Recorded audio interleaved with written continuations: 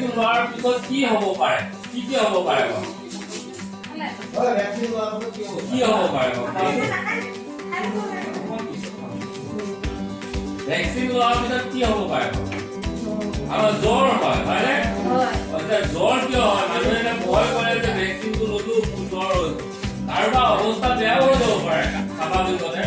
কিন্তু ভেকচিনটো লোৱাৰ পিছত বিশেষকৈ প্ৰথমতে জ্বৰ হয় জ্বৰ হোৱাৰ মূল কাৰণটো হৈছে যে আমাৰ এজন সুস্থ দেহত আমি মানুহজন সুস্থ আছিলো কিন্তু মোৰ দেহত কৰোণা লগা নাছিলে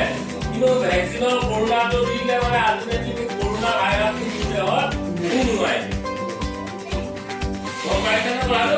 সোমাই দিয়াৰ লগে লগে কি হ'ব সোমাই দিয়াৰ লগে লগে সেইটোতো আপোনাৰ ইমান বেছি নোসোমাই যে আপোনাক মাৰি পেলাব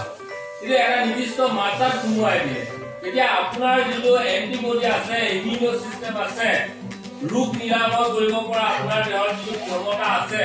সেই ক্ষমতাটোৱে এই ৰোগটোৰ লগত কি কৰিব সংঘৰ্ষ হ'ব এই সংঘৰ্ষ হোৱাৰ কাৰণে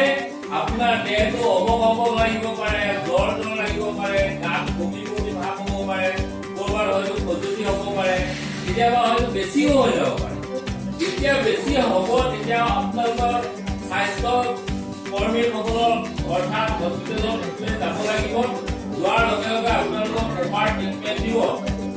ইয়াৰ প্ৰভাৱ 2-3 দিনলৈকে থাকিব পাৰে 3-4 দিন জ্বৰ উঠি থাকিব পাৰে তাৰপিছত যেতিয়া ই নিজে যেতিয়া স্থিৰতালৈ আহিব তেতিয়া আমি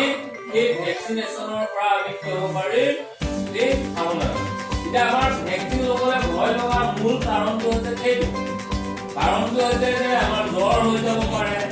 বা সেই ভাইৰাছটো বা সেই বীজাণুটো যেতিয়া আমাৰ দেহত সোমোৱাই দিয়াৰ লগে লগে সেই প্ৰক্ৰিয়াটোত আমাৰ কি হয় আমি ভাবো আমাক কি হ'ব বেমাৰটো আকৌ ধৰিব নেকি প্ৰকৃততে তেনেকুৱা নহয় ই এটা নিৰ্দিষ্ট মাত্ৰাতহে এইটো ভৰাই দিয়ে আৰু আমি ভেকচিন ল'বলৈ ভয় খাব নালাগে